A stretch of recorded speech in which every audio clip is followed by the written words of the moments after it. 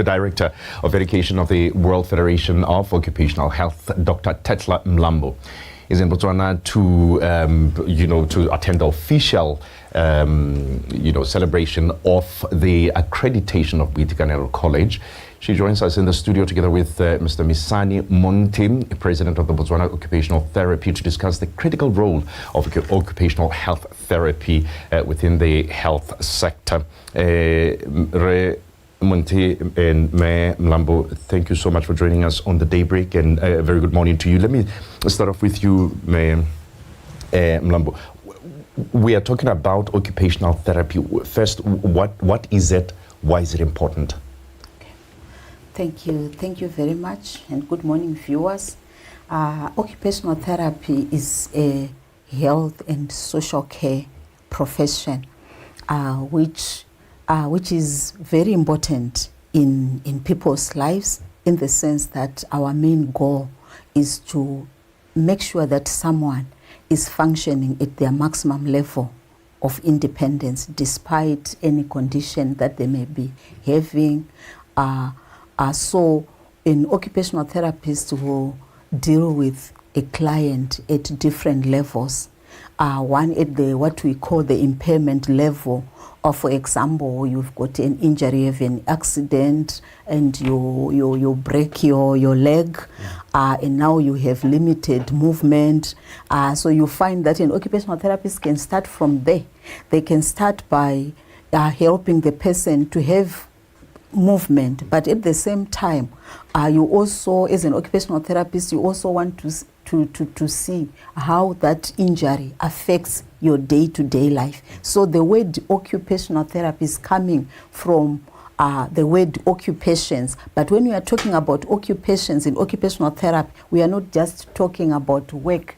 We are talking about all the daily activities. Whatever will occupy you. Yes, yeah. Whatever, everything that you do. Yeah. Yes. All right, Ramonte, let me bring you in here. We are talking about the accreditation that has already happened. We are now talking about the official launch of the program itself, and this is why we are here right now. But when we look at the accreditation that Botswana has entered into, what exactly does it mean?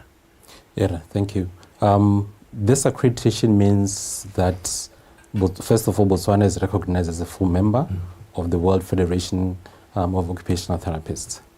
And it also gives, the community and the students the assurance of the quality of program that they're getting.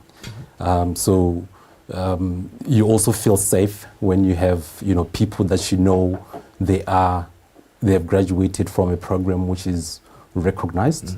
Also for the students, it's quite difficult to transit into other countries, further your studies in other countries from programs which are not recognized, but this gives them also that edge to be able to go into any area.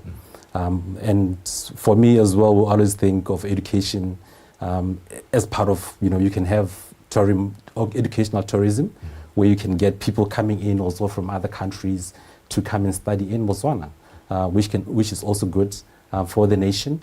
It gives us, it puts us on the map, and the people that are coming from those countries as well, they'll feel confident of the education that they're getting from the college. You're president of the Botswana Occupational Therapy.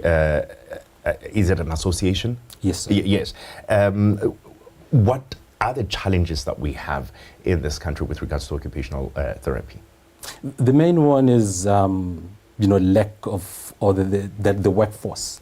We have about 39 occupational therapists currently in Botswana, and there's a few regions which don't have occupational therapists.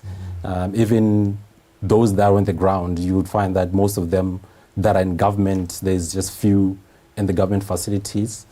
So for the number of population that we have, it's quite a lot for the people that we have on the ground. Yeah. So what needs to be done? What can be done? And is it something that is a problem to get into? Yes. What can be done is train more, get more people coming on the ground. And I think with this training that we have now, it's something that will help us to increase the numbers of the therapists that we have on the ground.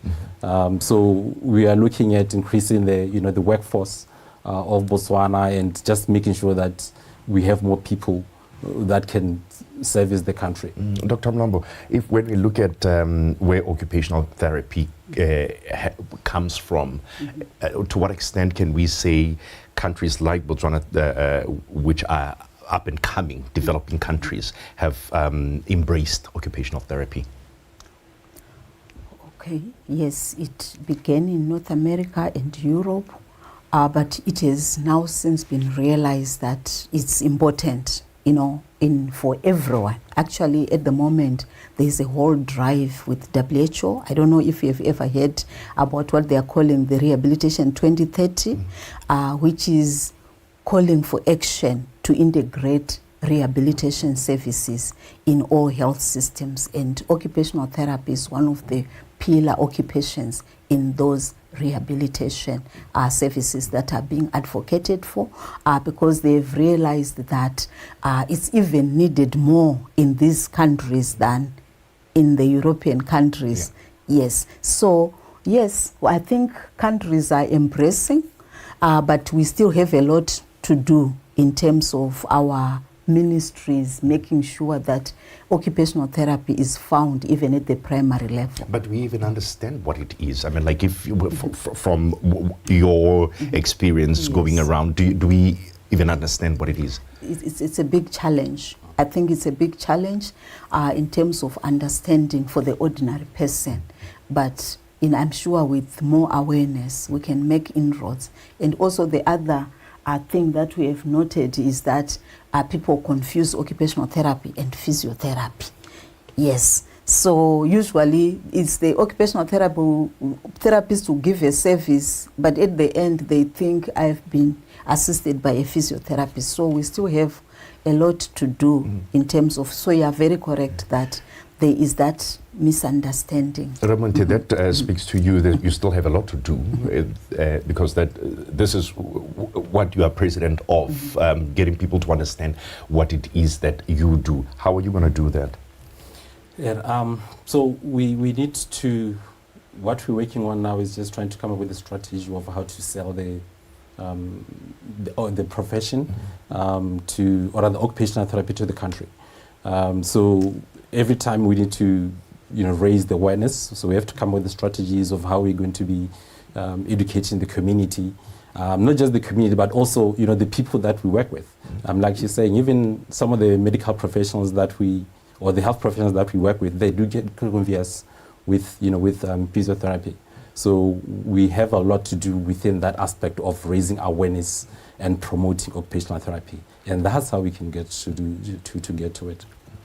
But when we look at kids and when choice of careers, and you were just telling us that there are so few in this country, we need more. How would you sell it to them? What would they have to understand about what it is so that they can be attracted to it?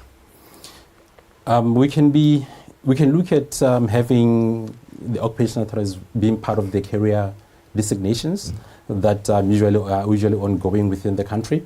So I think fortunately with the program, when the roadshow that's usually happening around the country, so we have now Bitika also coming in with the program and selling it to the recently graduated Form 5s to know that occupational therapy is there also as a profession. What does it entail, and how important is it to the health sector? So that's part of one of the things that will be done, that we are embarking on. So it is a long way, and we still have to also get into publications and writing articles that we can share with with the nation. So yeah, Dr. Mlambo, I want to take you a little bit back, but we're going to use it to round off because we've run out of time. To what you were saying earlier on, you were talking about what needs to happen, and if ministries could cascade it down to the very lowest level. Is it something that you see across all the countries that are developing that need to take up occupational therapy? Yes.